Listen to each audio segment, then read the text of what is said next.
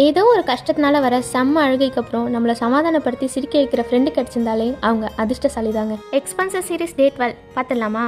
பார்த்துருவோமா?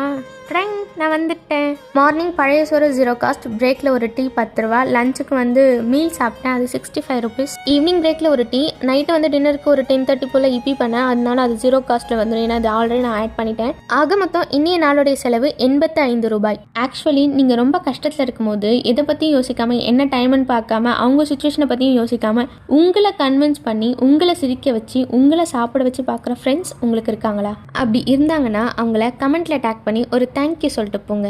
ஏன்னா எனக்கும் என் லைஃப்பில் அந்த மாதிரி என்னை கேர் பண்ணி பார்த்துக்கிற ஒரு ஃப்ரெண்ட் இருக்காங்க.